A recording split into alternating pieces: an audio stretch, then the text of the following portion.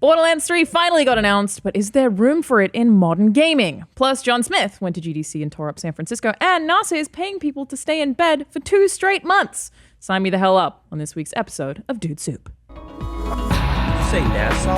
I say NASA. NASA. Who? NASA. The country? NASA? Port-au-Prince. How do you pronounce it? NASA. Space Boys. NASA. Just the long A isn't in my vocab. That's fine. Yeah. It's a garbage vowel, and it makes you sound stupid every time you say I think it. NASA sounds smarter. It absolutely does. There's something about hard vowels that I can't stand. Nah. Do we have to go in Can't order, stand. or Can't can we talk stand. about how I can get paid to sleep in a bed for 2 months? That has to Can be you- at the end, I'm sorry. Can you bring Okay. your phone and masturbate in the bed? I imagine so. Yes. As long as people are watching. We'll get to that. People will be watching you the whole time. It's one monitored. other thing to tease here. I found this apple in the refrigerator, and it's very shriveled. It kind of looks like the poison apple from Snow White. We don't know how long it's been in there. And if you watch to the end of the podcast, I might take a bite out of it. And as a That fridge, gets gross. People leave food in there for months. Yeah. As a reference point, I have apples that I've left in my fridge for months, and they look exactly like they did when I bought them. So this might have been in the fridge for 7 years. The thing that gets me about that apple is that it looks shriveled in a way that's like, it looks like it has wrinkles. You'd think that an apple that had been in a fridge for several months would like discolor. Or get brown or start decomposing. No, it's just shriveled. It's shrunk a little bit. It's like an old person. How does that work? Because fridges are so moist. The water just bleep, wicked out. I guess. But the skin stays the same size. Science. Yep. It's All like right. your dick when you die. We're recording this. What? It gets bigger. Your dick gets bigger when you yeah. die? Yeah, way bigger. Yeah. That's why when you choke yourself, your dick grows. That's why dudes do it. So you get close to death, your dick gets huge, and then you take the noose off and it shrinks back. I think that you might be lying to me. I think I would know. Would you? Yeah. Have you died? That's and why then people go to measured your own space and jack off in 2-month beds, because the oxygen deprivation makes your dick huge. I don't think that's true. I'm going to eat this apple. I don't and prove believe you it. wrong. I don't believe it. All right. We're recording this podcast early because everyone's out for Arizona Circle next week. So just for context, the first story is going to be Borderlands 3, but in case there's like more news before next week. More like Borderlands. Oh! Got him. So Borderlands 3 was revealed at PAX East like 2 hours ago for us. What's the name of the game? Yep, with That's a just very the name of the game. dubsteppy trailer that featured some old characters and some new ones. If you haven't already seen it, go watch it, then come back here. If you're not familiar with what dubstep is, it was popular in 2012. Can you make some dubstep sounds for me right now? He's got him. Sort of. You sound like a chicken trying to do dubstep. Maybe. Maybe that was my Maybe that's the inspiration. next thing. Did you pop-walk? So there wasn't a lot of news to accompany the trailer. Honestly, don't have that many questions either. I have a question. Okay, go. What do you guys think about the Borderlands franchise in general? I hated it. Oh wow. I hate it Okay. all. We got a good panel here then. It's very near and dear to a lot of people. Yeah. I think justifiably so. It hit at a time when there weren't many games like that. It was a lot of competitive shooters, so a co-op action RPG that you could play and level, and it was wacky, goofy, and it was Diablo because they hadn't made Diablo in a long time. It hit at the right time. It was the first big loot shooter. I don't know why I said that way. I think so. I would say it's the first mainstream one. Yeah. I'm trying to think of a console game that had at the very guns least. with stats on them before that. Is Diablo mainstream? Yeah. Yeah. It is. Yeah, it's on Super Switch. mainstream. Yeah. It's sold tens of millions of units. Yeah. Yeah. But I feel like Borderlands is like casual gamers play Borderlands, and I don't know that Yeah. casual gamers play Diablo, but that's a separate conversation. for sure. They probably would, do now. I would wager that Diablo has sold way more than Borderlands ever has, like by tiers and tiers of sales. Yeah, you'd be right. But it's got 40 years on it. It's true. Also true. Diablo has been around for 300 years, and Yes. Borderlands about 10. Yeah. So, So when I said I didn't have many questions, my thing is this trailer. I was like, yeah, that is a Borderlands game for sure. there's guns. It's internet wacky. I still Claptrap am danced. pissed that he did not floss. Oh, It's funny because I was like, what is Borderlands now? Because back then it was sort of just like the world was just waking up to internet humor, so it was a bunch of memes and like wacky lol random internet humor stuff. I was like, that's not going to play in 2019, and if they try to take that tone, it's going to be pathetic. It It's just gonna be- ages so badly. Yes, it does, because it's all. I mean, memes live and die in the span of Yeah. a week. So I was glad that they didn't have claptrap flossing, but that's kind of what I would expect. Instead, it was dubstep, which is about as old as Borderlands now.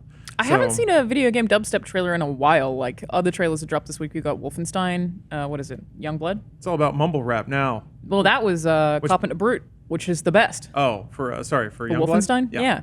But Like, Mortal Kombat more of 11 has a trailer that has like House of Pain and was it 21 Savage? Because it's about like old and new together, and I thought that was awesome. That was great use of There was music. some Kendrick last year at E3. Like that's sort of mumble rap. I feel like Kendrick's mumble rap.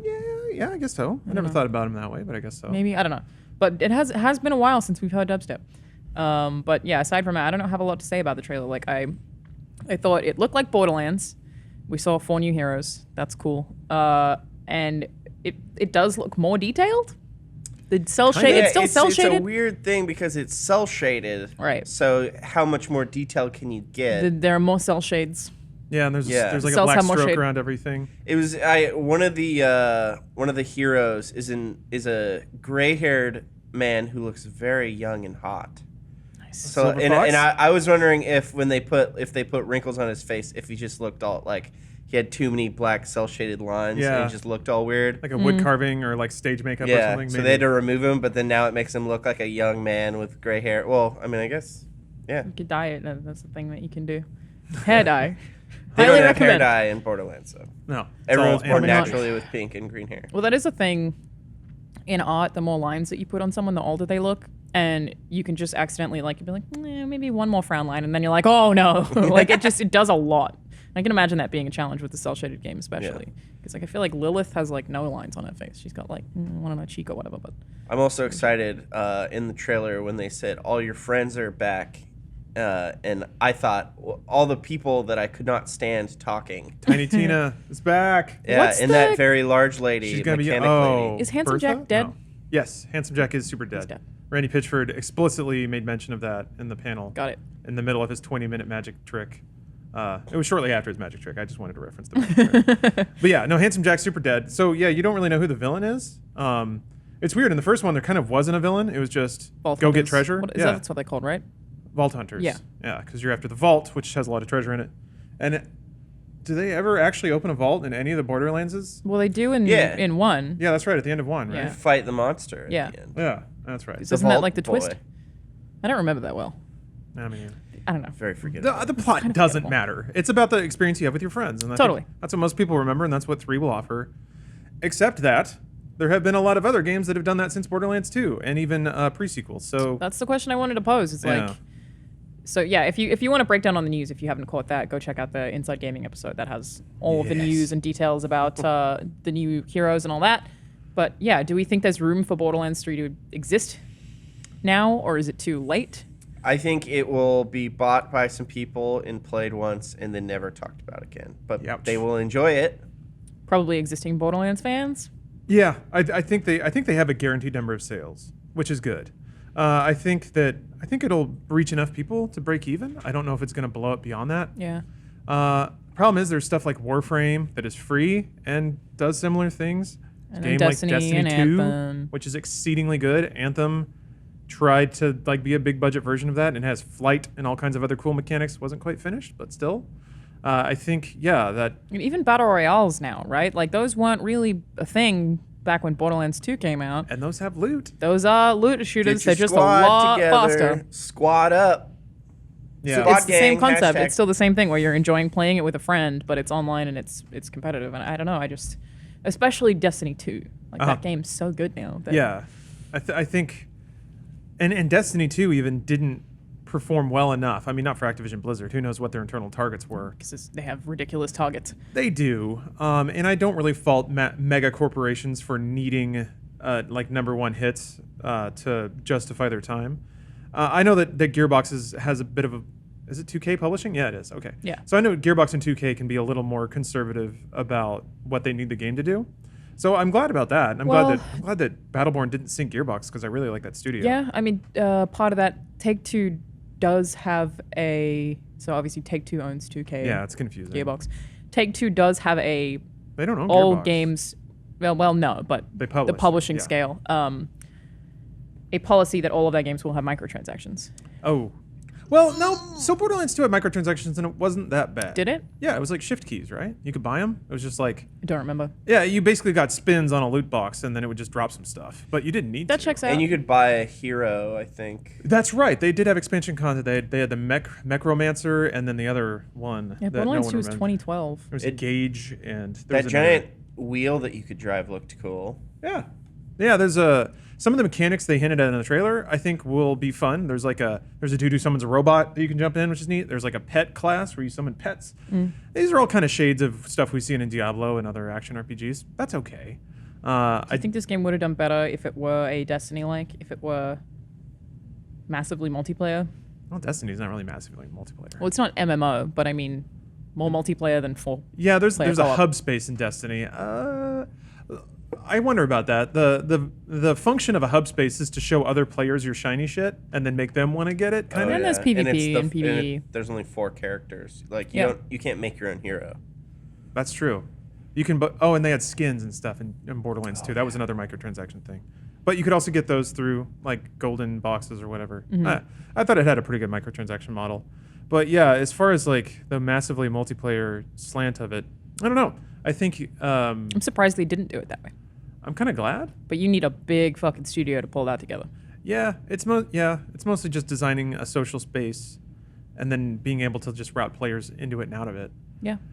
Could you imagine getting to role play as your own wacky Borderlands character? boy. What? Oh my god, that'd be so fun. I wouldn't want to leave the hub world. I just want to be a moving 2-dimensional image that has impact text on the top and bottom and then a gun. Hell yeah. That's my Borderlands character. Well, apparently they have over 1 billion guns. It's an I can has cheeseburger meme.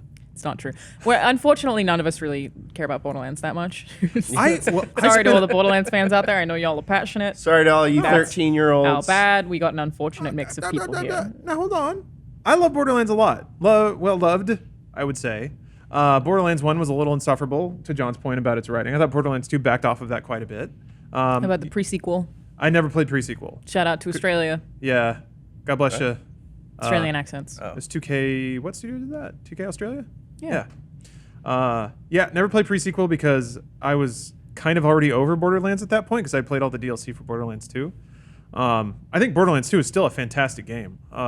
It basically solved every problem I had with 1. Mostly the PC port was garbage for Borderlands 1, but no, I'll give it a shot. It's more that really when Borderlands 1 and 2 came out, there was no game like that. And now Yeah. there are tons of games like that. And better. That's the Yes. thing is it doesn't look like it's aged. Or rather, it doesn't look like it's matured. It hasn't grown up. It doesn't seem to have added that much. But maybe that's just because this is an announcement trailer. It's hard to say. Some of the environments they showed off looked big and Environments look interesting. cool. Yeah. But the counterpart is, okay, so what happens if you're stuck in the middle of that big empty area and you don't have a car? You can either fast travel or you're just going to like set auto run and put your controller down. Like there's a lot of weird moments about Borderlands that I think people forget of just stomping across big open areas with not a lot to do. Yeah. And then like quest design, who knows what that's going to be? Is it going to be like pick up 50 squirrel squags and you have to just shoot bugs over and over again until they drop enough stuff? Whatever, man, it's a video game, but there is, I think, a lot of potential to put in the time and effort to make quest design unique and character design unique, and we haven't seen that yet. Did you play Tales from the Borderlands? Yes, I played the first couple of episodes. I thought it was great. Yeah. Obviously very different because it doesn't have Borderlands-y mechanics. It's a Telltale game, but play. Well, watch Yeah. and occasionally press hit a button. Yeah, Still whatever. count. It's a game. You know what you're getting Yeah. into. But yeah, I like Tales from the Borderlands, even though I'm not a huge Borderlands fan. It's like well, would they have written that, or would Telltale have? Telltale would have Telltale written did. that. Yeah, and it was very funny. Yeah. I think Borderlands 2 especially sort of hit the like cruel humor angle real hard. Handsome Jack I thought was a great character. Yeah, Just- I like him. his VO was great. His dialogue was great. I like his design as well. Reminds me a lot of GLaDOS from like Portal 2 of just like slipping in the most like rib cutting insults into casual conversation. Yeah. That worked really well. Yeah. But he's Uh, also very likable. Yeah. Yeah, he's great. Whereas Borderlands 1 was did it more for about love. like sure. Borderlands 1 was more about like claptrap and Yeah. Wacky characters. obnoxious sort of. They grew a little bit. Good Again, job. it read at the time because there was nothing else really like that. I'm Totally. trying- like, what was the peak of video game humor in what, 2009? When did Borderlands 1 come out? When did Portal come out? Portal Portal was 2? just so good. That was It's an exception to the rule, but still. Portal was Orange Box. It's I don't think we've 2011. reached the peak of video game humor yet. I mean, the Portal was 2007. Oh. The Okay. what was I gonna say? I've forgotten what I was even gonna talk about. There are games that are funny. The South Park games. Yeah. South Park games are funny. The thing about Thomas was alone. the thing Miku about Miku. video games and humor is that comedy is so much about timing. So when you try to put comedy into a video game, devs find it really hard because part of a video game being enjoyable is that you can't actually control what players do with their time. You can't control at what point they look at a certain thing or at what point they absorb a thing. So it's very hard to make games funny without it all being in cutscenes, which I think is fascinating. Yeah. I didn't even see the Kite Boys in Sekiro. Kite Boys? Or you haven't seen? There are enemies that like fly down at you on kites. Yeah, it's memeing out. I mean, it's probably dead by now if this video is coming out next week. Dead like you. But, and Did you Did you say Sekiro, it was bang. memeing out? Yeah, Nice. it's memeing out. Is that the Praise the Sun equivalent of Sekiro? For now, I I, haven't seen guess. Kite That, I Boys mean, that's either. kind I of haven't like the seen Kite one Boys. thing that is kind of universal. Just like what? I'm sure that game Basically, has plenty of that shit. They're up in a kite and then they fly down and they hit you. And during my personal playthrough, I was like looking some other way, so I just heard it. Right. You And can then- completely miss that stuff, yeah. and that's part of a video game is that devs have no control over that. So if you're trying to convey comedy without it being in a cutscene, you can't control timing. How do you deliver a joke? It's supposed to Yeah. be really hard to do, which I think is very interesting. People wouldn't Yeah. think of it. You'd be like, just write a funny joke. You're like, what is the player doing at that point in time Yeah. when it's being delivered? Where are they looking? Like, are they picking something up? Are they in a menu? Like, what are they doing?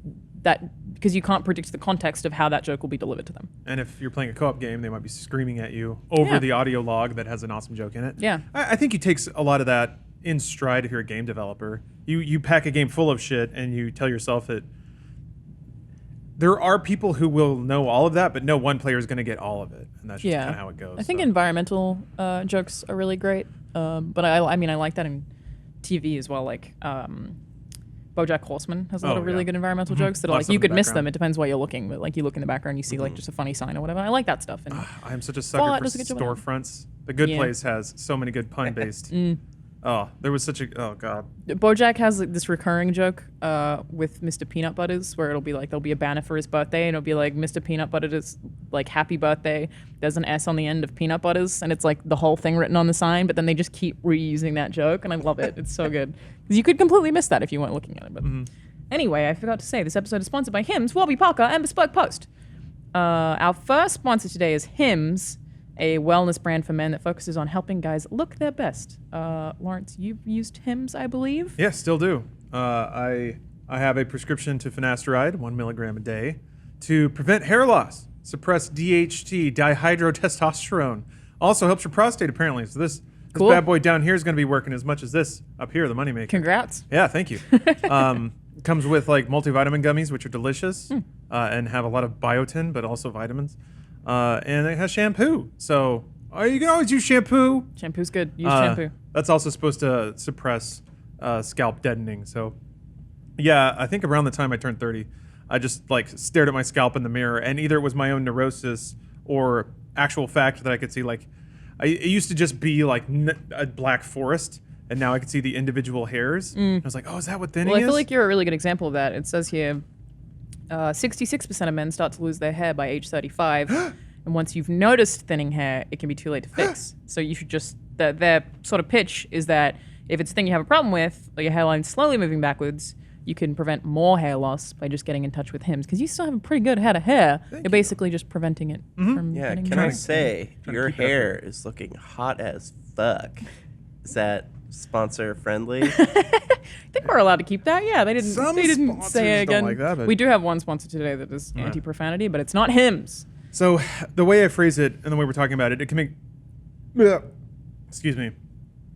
Hims doesn't prevent you from burping when you're drinking coffee. Not yet, anyway. It can make it sound like this is a company that's sort of preying on my nervousness about getting older. But they do have doctors. So I had to take photos of my hairline and send it to a doctor. And some of them like were blurry, so they actually requested more photos.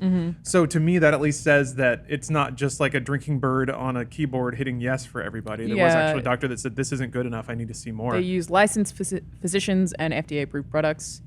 But I do like that you don't have to have like an awkward in-person doctor's visit. You can do it all online. Yeah, You don't have you to can. like have that conversation in person if you don't want with HIMS. But we would also, because healthcare in the U.S. is weird and bad, and there are other countries that don't have to deal with the garbage we have to deal with to see a doctor. We should also say that we're not advising anyone to circumvent going to a doctor they trust or going around the advice of a doctor that you trust. So Yeah, for sure. Yeah. what you can always do is go to a family doctor, one that you have a rapport with, and talk to them about it. And if they recommend it to you or give you a prescription, you can then transfer that to HIMS and just have it filled online instead of going to a pharmacy. Good stuff. So, if you're interested, order now. Our listeners can get started with the HIMS Complete Hair Kit for just $5 today, right now, while supplies last. And of course, subject to a doctor's approval. Restrictions apply, so see the website for full details. But really, this could cost you hundreds if you went to a regular doctor or pharmacy somewhere else. So consider HIMS and go to forhims.com/dude. That is forhims.com/DUDE. Thank you to HIMS. Is it just me, or is hair popping up in a bunch of funny internet pictures more than usual?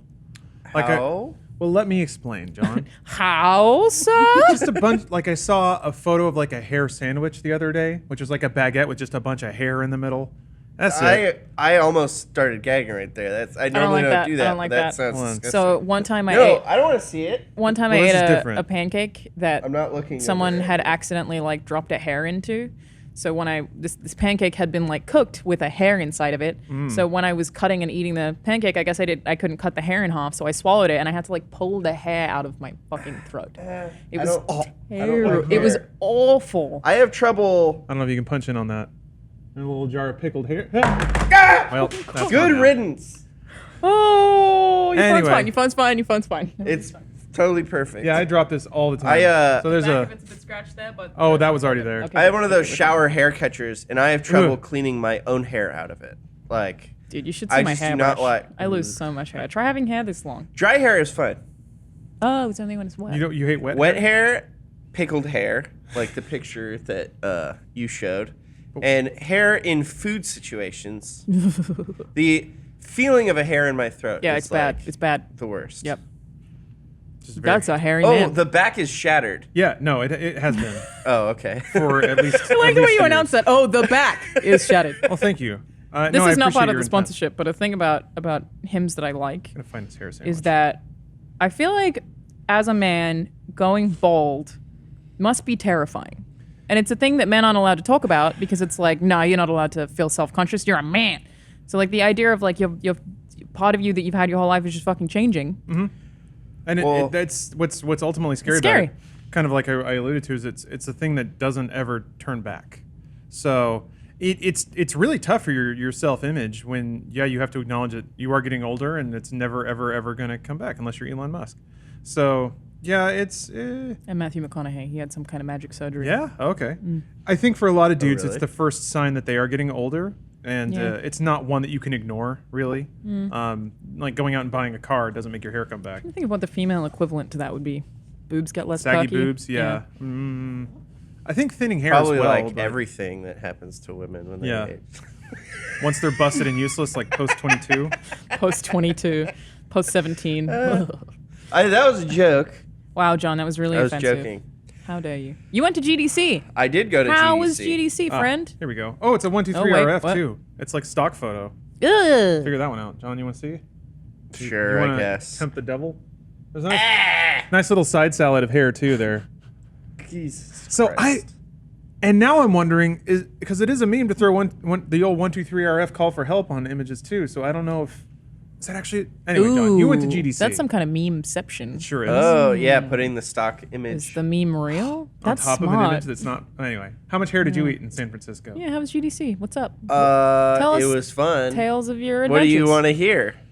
Well, the reason that I really wanted to talk to you about it is my favorite thing about GDC is you just learn so much cool shit from very Yes. smart people. My favorite GDC panel last year was the Nier Automata team talking about how they made that game and how They made the map size the exact same as Ocarina of Time because they decided that it was the perfect size map. And you're like, stuff that you just would never think about, and how Platinum like is so specific about their inputs. They're like, the animation needs to be this length and it needs to be completed this many seconds after someone has done this, and there's no perfect formula, so it's just someone reiterating over and over and over again how they feel or how they feel something is going to be most satisfying to players. And that stuff is just so fascinating to listen to. So tell us some cool stuff that you learned. Well, there were a number of panels on mental health in Should in preface, games. for anyone who doesn't know, GDC is a game developers conference. It stands for Game Developers Conference. So it is a game developers conference called Game Developers Conference. So we'll meta. But yeah, The G in GDC stands for GDC. So Yeah, it's Game it's Developers GDC. Conference, CDC. developers Conference. But people say GDC Developers Conference. Yeah. Kind of like ATM machine. Yeah. yeah, So it gets pretty complicated in conversation. Yeah. egg. Thank you for that. Exactly. John, please continue. Well, Mental health. mental health. There were a few panels on that, and it was pretty interesting. They were showing good examples of it and bad examples. Well, I guess they actually didn't touch on bad examples of it, but they showed a lot of good examples of like how to do it appropriately and not, fuck it up. Yeah, showing bad examples would probably be undiplomatic. Because if you're like, people would just be like, why is this person saying all these things? And they look at their work history and they're like, huh. I wonder what happened at those companies. So Oh, yeah. I can see why somebody might not be. You might have gone to the Checkpoint one. Checkpoint had their mental health organization. I'm a board member. Yes. She's Australian? Yeah, well, Australian- British, or but British, but it's an she's Australian in organization. Australia. Yeah. Yes, Jennifer I Hazel. did go to that. She was cool. Yeah. I don't understand accents. Anything not American is like. I get why am British a lot, and listening I'm to like, this? sure, whatever. It's The most interesting one was Into the Breach post-mortem. They call them post-mortems. It's like when a game is done and they just look back on the development. Because basically they had the game pretty much made early on, but then kept trying to complicate it and add all this stuff, and it just wasn't working. So it was like 4 years of doing a bunch of shit and then getting rid of it, and then trying a bunch of other shit and getting rid of it. And what he ultimately came up with was, when you design, or when you figure out your like design elements, or like the key design points, having that, instead of creating design around it, following that design instead. So like, and then everything you want to add and everything you want to do in your game should relate back to those key like design features. And if they don't, why is it in your game?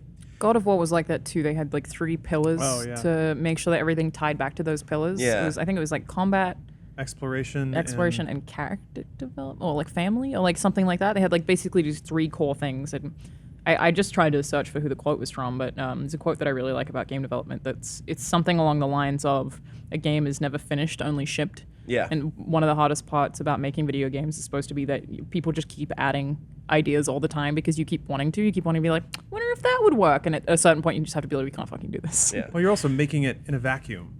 Yeah. So it's so weird because we spend so much of our lives on the tail end of a game, like after it has cut and shipped.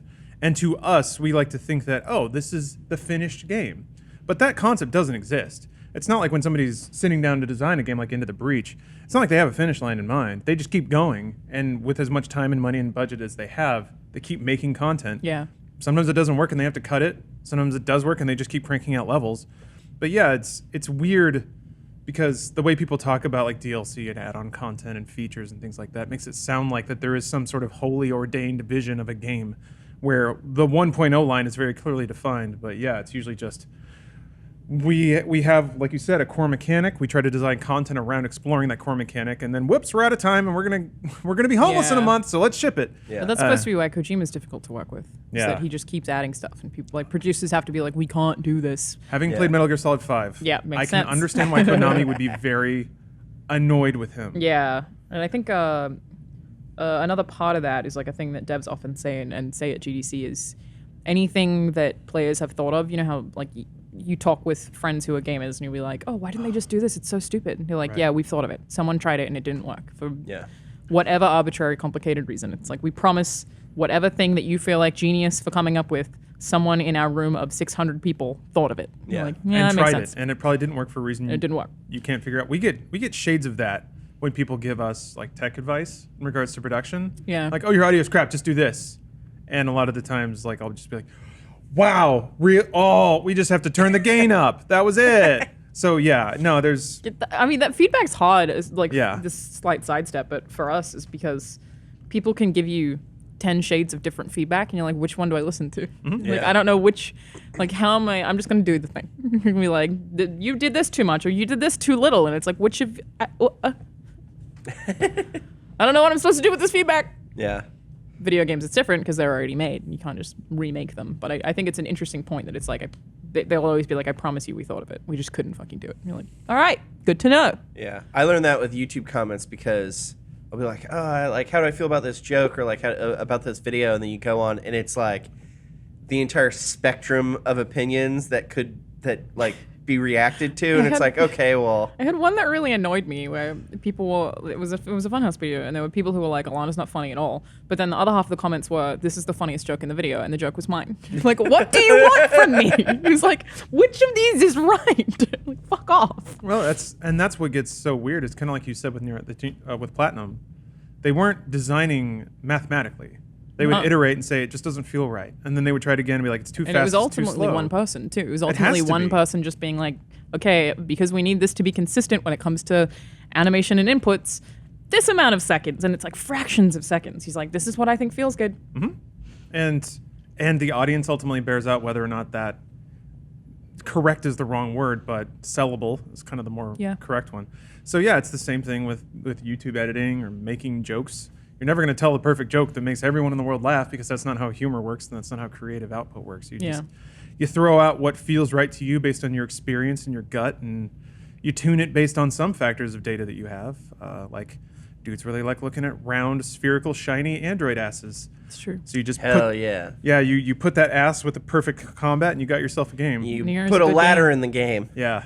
Lots of robots. Get those there are hips ladders in gyrating. that game. Yeah. I still have to play Automata. What's Oh wrong my with god, me? it's so good, Lawrence. I You would believe you. love I need that to game. play it, yeah. I don't know. Lawrence, you specifically would fucking love that I know. game. I What are you doing? I've played more Nier Gestalt than I played of Automata, and I don't know why. What the fuck? I don't know. Okay? I'm stupid. Sekiro's out now, so I gotta play that. Yeah. I think you would like Nier Automata more than you would like Sekiro. There's no booty in Sekiro. Almost no booty. There's It's funny some though belly. because that game is like, yeah, there's booty in it. Sort of everyone's hot actually. There are like hot boys There's in it hot also. anime boys, yeah. Yeah, they're super hot. But the game is like about very serious themes. It's extremely serious. It's like religion and humanity and politics, and yeah, that's what I hear. It'll fuck Anime. you up. It'll fuck you up. I love anime, man. You can have jiggly titties and then like very serious conversation about world politics. incredible. Oh, yeah. There's not a whole lot of jiggle. The ladies in Automata, they're stacked, but Oh no, they demure jiggle. up top. They jiggle. Oh, they They do? do? Yeah. Oh my! I'm I've only buying seen it. 2B, and she's She's really the main woman. I like that you can't see her face.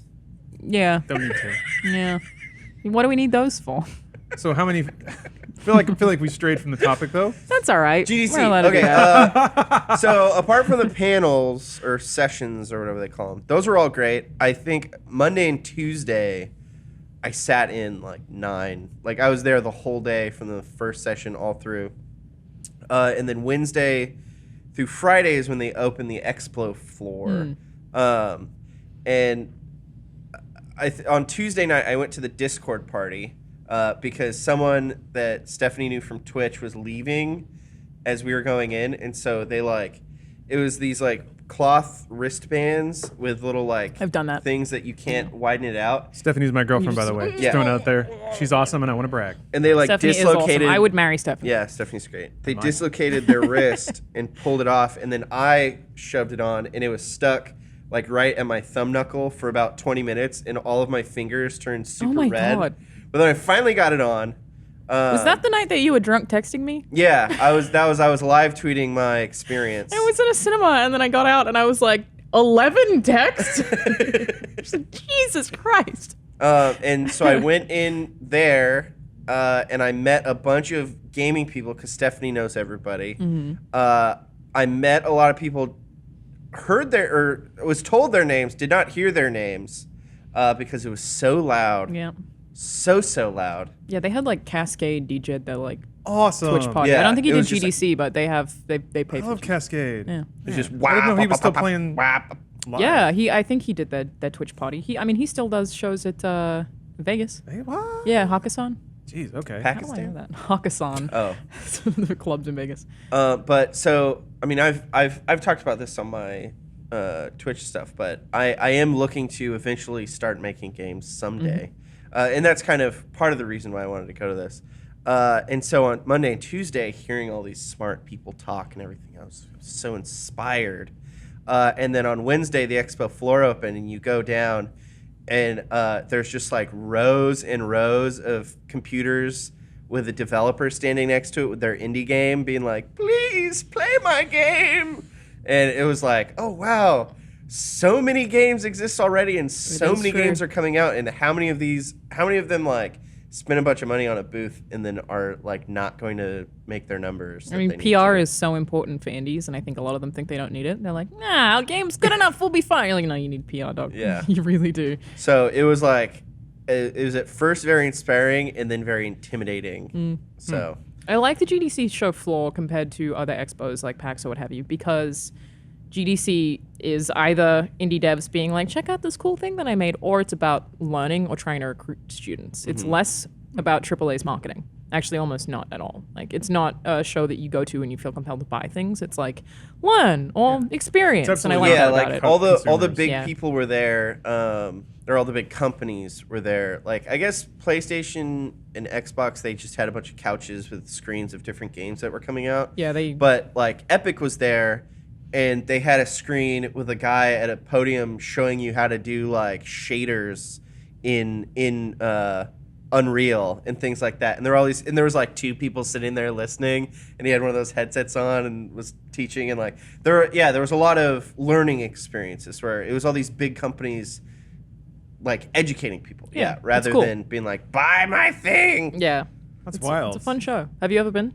Yeah, like a long time ago. I went in like 2008, 9, I think. I was writing for a blog at the time, and for some reason that allowed me to get media credentials. Nice. So yeah, it's funny to hear you describe the rafts and rafts of indie devs, because they were not around 10 years ago. Really? Yeah. Well, did you go to the indie mega booth, or was that on the show floor? I guess maybe that was the mega booth was part of where it was. It was all these round like pillars with computers all around them, and all the devs were there. That might It was have been probably the indie mega booth. I don't think the show floor itself. But then has that. like, so it was basically divided in half. On one side was all the huge companies, and then on the other side was all these individual like game booths.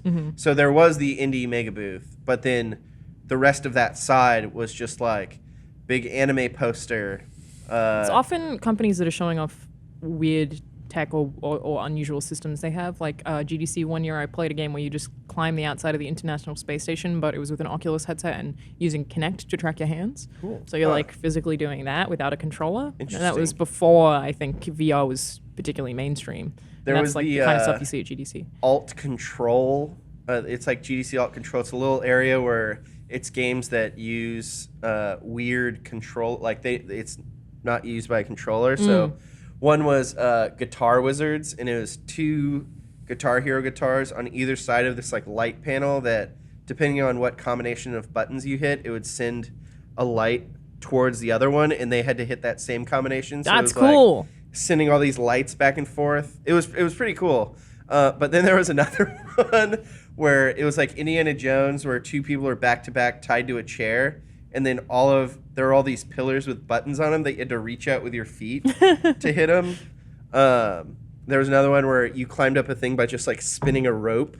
Ow. But yeah, it was really interesting just to see all the creativity and everything. Did you come back feeling inspired? Very inspired. But I also came back and developed Conflu Yeah, like he's immediately. super sick. I've been sick all week. Well, in the beginning of like Sunday through Tuesday. But yeah, and Sekiro.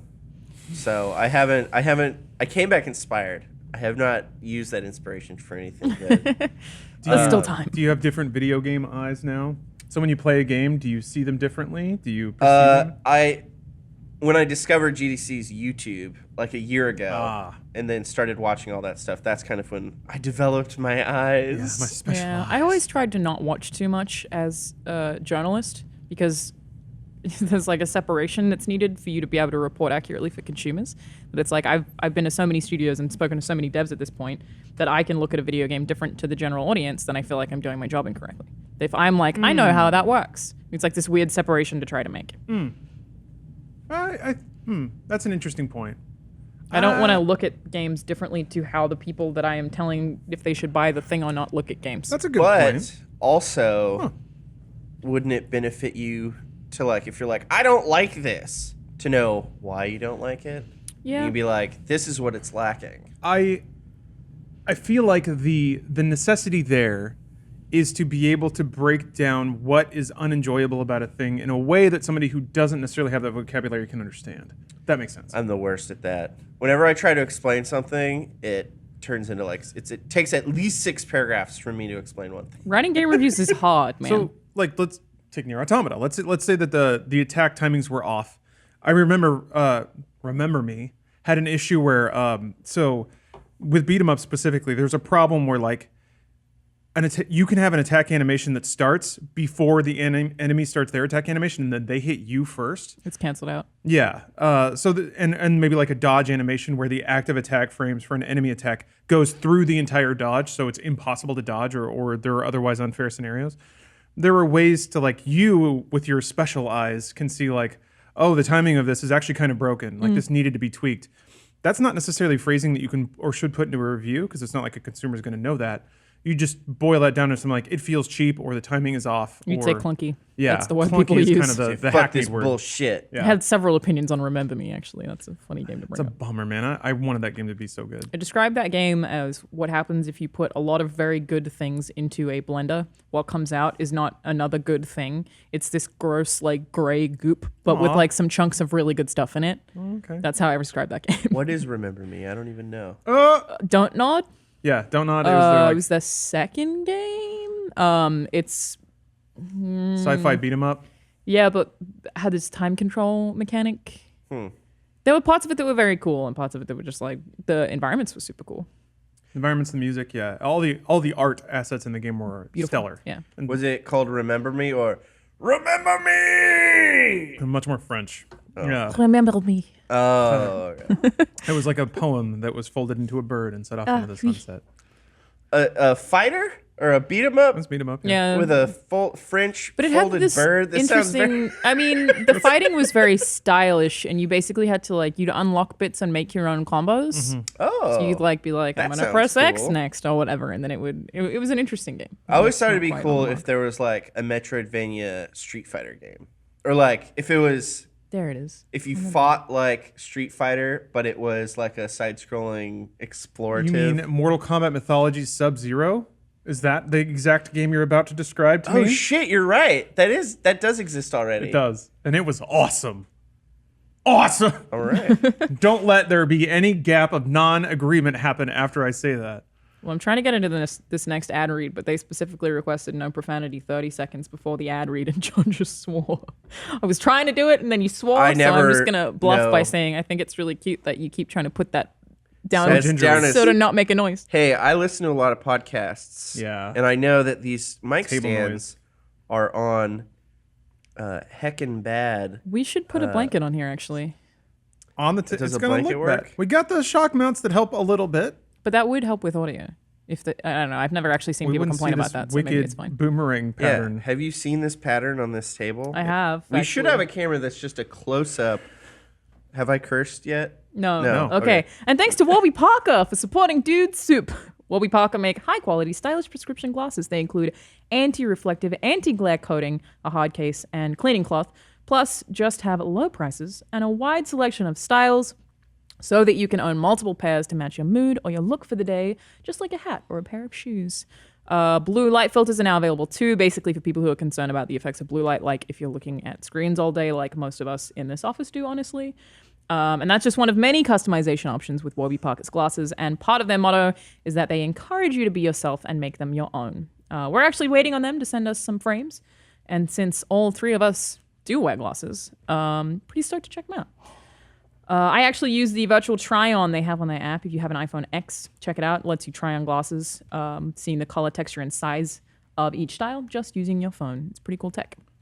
So, Try Warby Parker out for yourself and see how good you look in their frames. Go to warbyparker.com/dudesoup to order your own free home try-on kit with shipping that is free as well. That is warbyparker.com/dudesoup. If my accent confuses you, I'm just going to say warbyparker.com/dudesoup. It's too many R's in there for me. You did Warby an excellent Parker. job. Yeah, thanks, mate. All right. This is reminding me yet another life lesson that I learned from anime. If you're concerned about clinking, making untowardly sounds while you're drinking, you hold it to your pinkies down so that you use your pinky as a spacer to the table. That's in an anime? Yes, it is. Don't they? But in Japan, when they drink things, they immediately put them in the bin. Oh, well, sure. Yeah, if you're at a vending machine, you just pound it and then throw it up right away. But Oh, really? if Yeah, like you're not supposed to walk it's considered and eat. rude. Yeah, I didn't was know aware of that. I didn't think about the fact that you had to chug. You don't have to chug, Shouldn't but they make them smaller?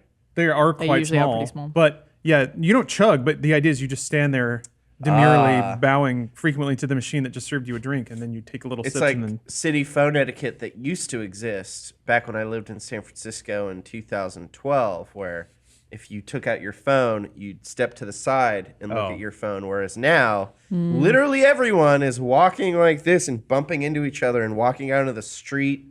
It was absurd. they had there was signage all over Japan imploring people to not walk while looking at their phones, which I thought it was adorable that was the biggest societal ill they had, aside from the people not. Are we out of 30 seconds? Well, you have to be. Yeah, go for it. Aside of people not fucking anymore. They don't fuck in Japan. No, Yeah, no. like not at all. Their birth rate is negative. There's a Really? Yeah, they don't fuck anymore. So it's an interesting. I've done a lot of research on this topic. Of course you have. But I would expect no less, Lawrence. yeah, no, it's weird because the thing is like the rise of female empowerment means that women can have jobs and they don't have to settle for shitty men. And the men in Japan are not the greatest because they haven't really kept pace with like the changing gender roles. But women also like fucking. Well, sure, but they don't need to. Also, I'm just saying, Japanese men aren't the most virile on the planet. Sorry, Japanese dudes. Perhaps there's one out there that gets really naughty, but most dudes just want to watch anime and masturbate, and most women are like, these dudes are pathetic. I'm gonna go work my job and then play a dating sim to get my rocks off, and then go to sleep and The go back to work. one major conflict that I have with sex culture in Japan, conflict in that I wouldn't know what to do about it, is that the idea of a woman saying no is supposed to be an important part of courting. I've read a lot about that too. Yeah, so like a overt lack of consent is considered extremely attractive. Attractive is maybe not the right word. Well, I want to say required. but I according to wasn't my sure if that's internet right. articles. Yes, go on, sir. The not that I'm an expert, even though I am totally an expert. It's just part of like it's considered polite. Like a proper woman is demure and doesn't want to expose herself. So if like she's being undressed, she's supposed to be like, no, don't look. And it's a show. It's like it's a dance of like she has to express being embarrassed, even though she's not theoretically. And then she eventually gets into it once things get going. But yes, from Western perspective, it looks a lot like sexual assault. Well, I'm not going to be like, that's sexual assault. I'm just going to say, I don't know what I would do in that culture. How you just got to pretend to be demure and embarrassed. Well, do they say no while giggling and going tee hee hee hee? I think that's part of it. It's like there's a bit of squirm involved. But Yeah. I think Because even I'm really careful because about that's what consent. Lawrence did. Yeah. So that's why I was asking.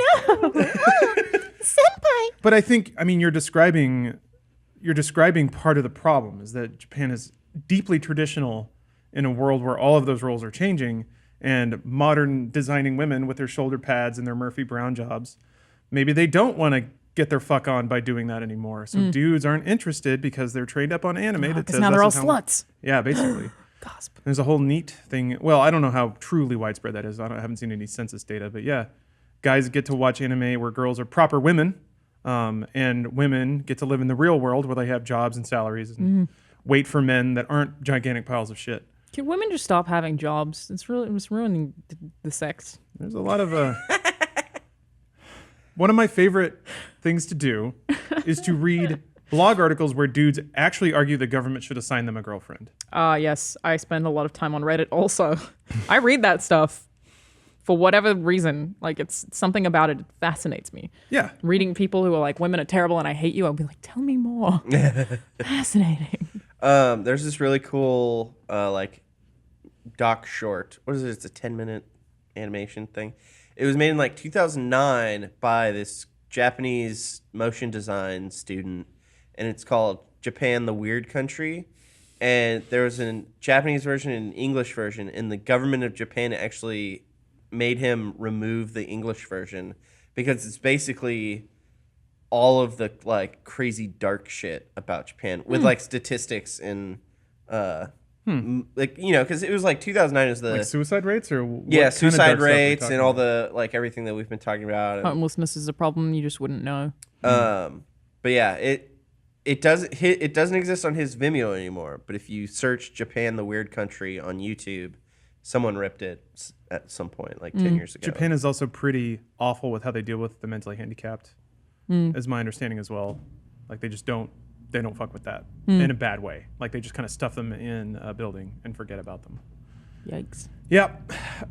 Speaking of being stuffed in a building, NASA and 2 other space agencies are asking for 24 volunteers to lie in bed for 2 months as part of a study. You'd get paid $19,000. The quote says, "We are looking for test persons to take part in a bed rest study from September to December 2019 in Cologne, Germany, and spend 60 days lying down." That's a statement from the German Aerospace Agency, NASA, and the European Space Agency.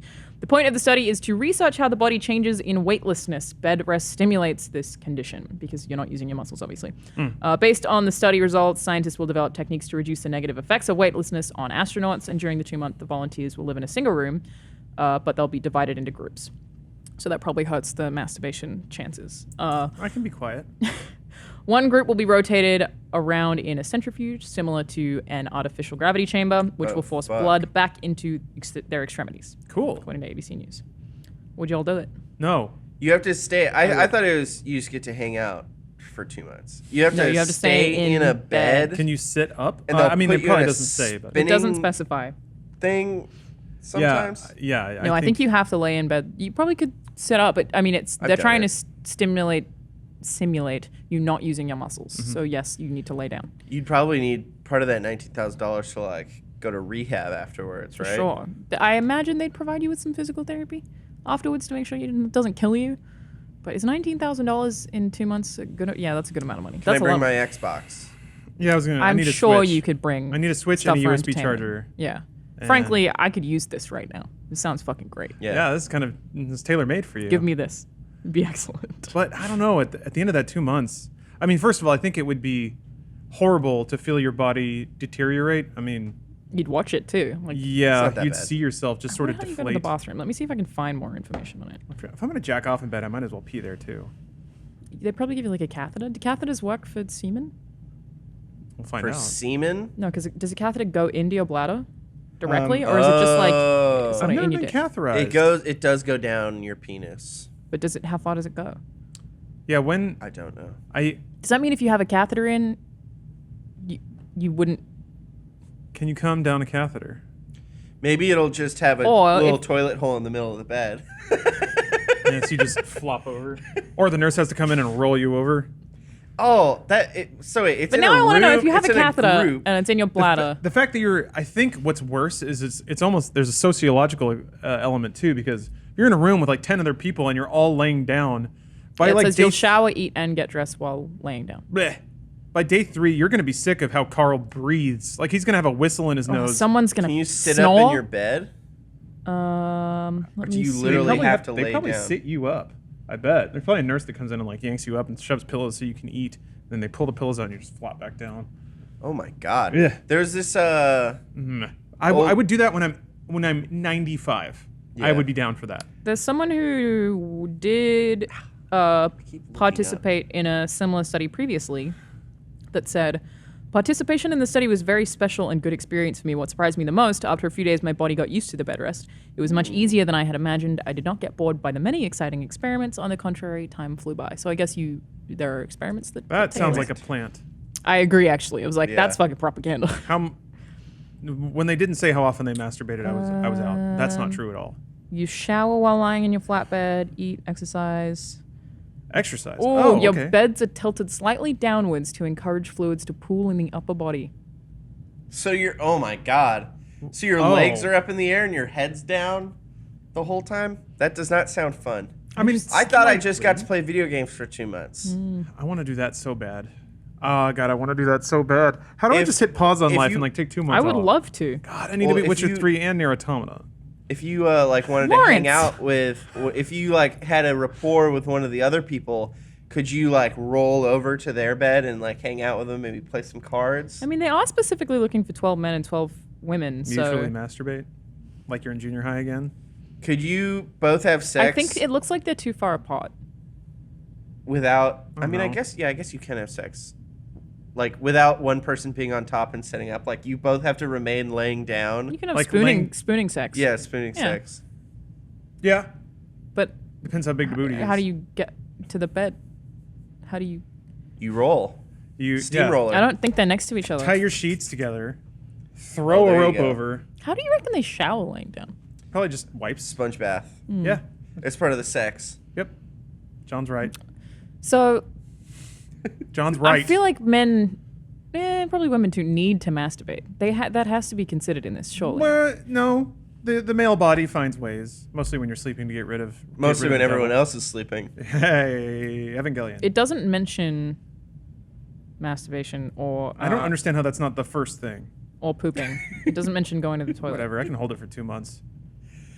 Not masturbating for 2 months? No, I meant poop. Oh. As long as you can toss off. Nah, I'm joking. Yeah, but yeah. There's not a catheter If you go, like- for the butthole. Oh yeah, sure there is.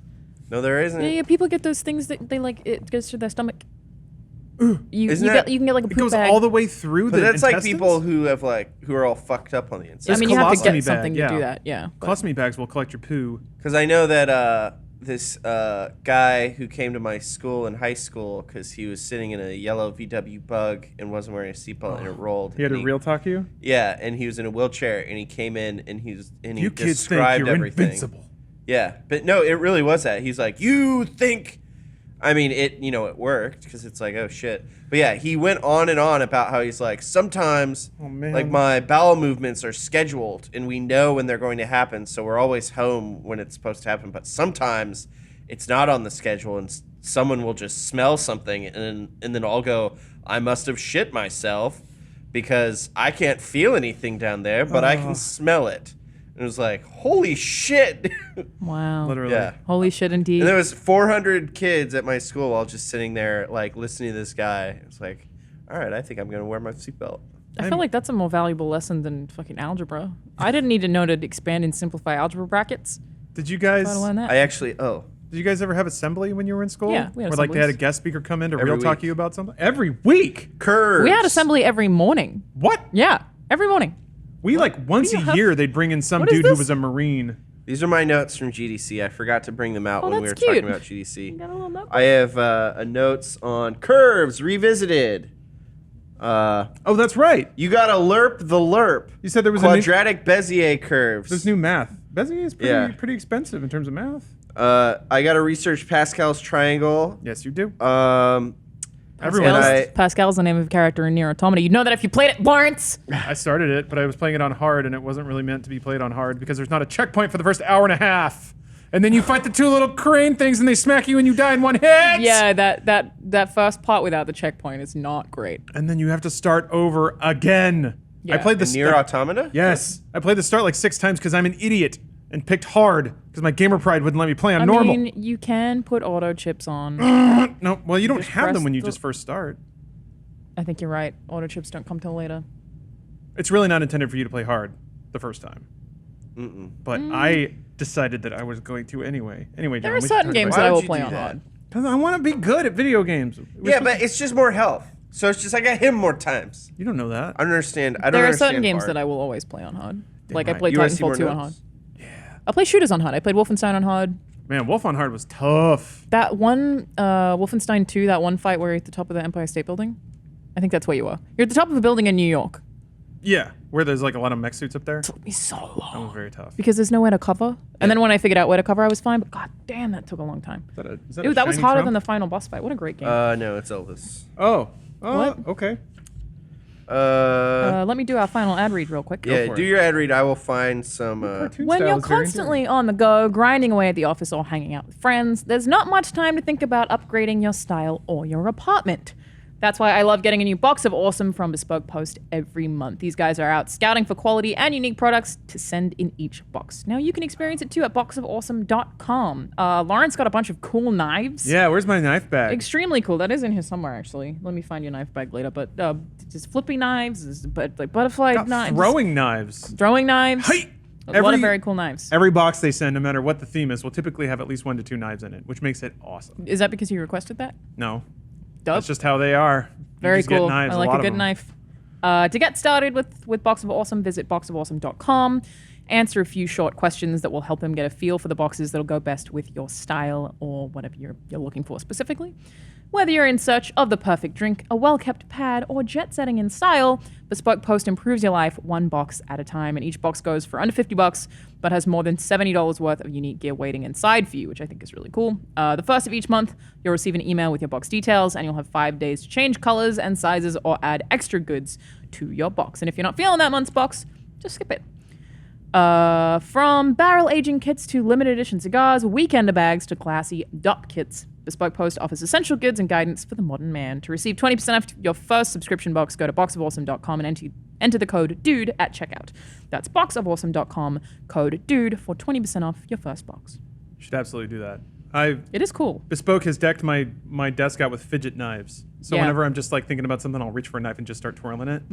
It's probably very unsafe, but I've yet to cut myself. The wrong ad read on the last Dude Soup, and we did that ad read, and we had the knives here, and it was Bruce, Adam, and Rahul all holding knives while I'm sitting in this corner. And I was just like, oh.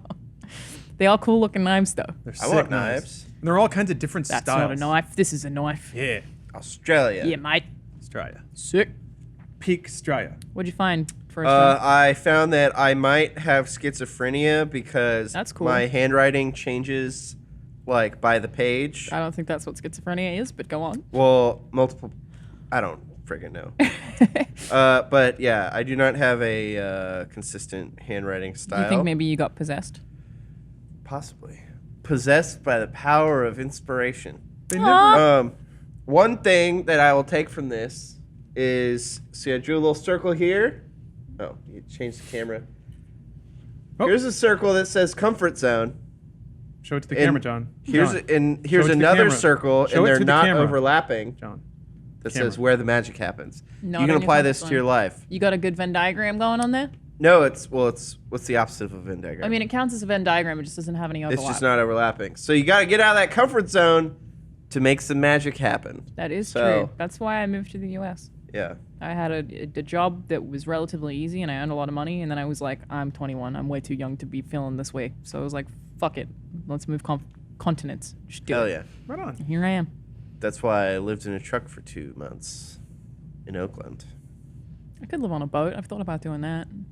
I want to go to Berlin. I want to live in Germany one day. That is a goal that I like. Before I die, I want to live in Berlin for at least 6 months. I Sehr love it gut. there. I want to have a phase of my life where, yeah, I live in a different country. Like, I want to say a year and a half to 2 years. and I then highly just pick up recommend and it. move. I've almost been here for 5 now, and I don't know, you become, you get a bigger perspective of the world. I don't know. Yeah. You meet a lot exactly. of different people. They Them. have done Who is studies that basically the more you travel, the more empathetic you are and the smarter you are. The less and, racist you Yeah, are. it just makes you like a better human basically to travel around and see the world from different worldviews. I also I really like going to a new country and the thought that everything that I'm seeing is the first time I've ever seen that thing. Just very cool. I went to Alaska the first year I was here by myself for 5 days and went like dog sledding, and I saw the northern lights, and it was just like one of the coolest things I've ever done. I was like, you know what, screw it, let's do it. And it was just so cool. I really need Very to glad do that I did. Like, Northern Lights is the got most a- beautiful thing I have ever seen in my life. I really need to go see Northern Lights. Like, I've got a bucket list. Tetris Effect taught me I need to see the Northern Lights, which is pathetic, but also awesome. Well, it was minus 32 degrees. It was the coldest I've ever been in because it was at the Arctic Circle, and I have really bad asthma. So we get out of the van, and I just get punched in the chest with asthma. It like hits me in a way that's just like I can't breathe immediately. And I look up and I see it, and I don't care that I can't breathe. That's how pretty it was. It was like I could have passed out, but I was like, dear God, it's incredible. Could not recommend more. And then the Northern Lights combined with the stars you started seeing because of the lack of oxygen, and it's undescribable. Passed out and died, and here I am. In Uganda, you can buy Valium in like giant boxes, like 100 packs for like $10-$20. Yeah, when I went to Thailand, I bought a bunch of antibiotics because you can just buy them over the counter. Cool. Yeah, Like, all right, those are damn handy. I was like 20, and we just bought them for a bus ride. I didn't actually know what Valium was at the time. You went to Uganda? Yeah, I wouldn't recommend that to buy a large amount of Valium. Also, so don't that you just overuse have it in antibiotics. That's a bad idea too. But Yeah. before we close out this podcast, that's a good question for me to ask you. What's the best traveling you've ever done? Favorite moment of going somewhere internationally, if you have one? One time, It's a fun thing to learn about. I started drinking in Portugal, and I woke up in Germany. That's incredible. Yeah. God bless Europe. That's too succinct. The first night I was in Japan, we went to a ramen place where they had structured it such that you didn't make eye contact with any living human for your entire experience there, which was surreal, and also the ramen was incredible. And then Stephanie and I were like, we were trying to kill time for the sun to go down because we were jet lagged to hell, which already put everything in sort of a dreamlike state. We kind of went up and down a mall, like 9 floors up, 9 floors down, looking at shops and stuff. And then the sun was down, so we're like, okay, let's go back to the hotel.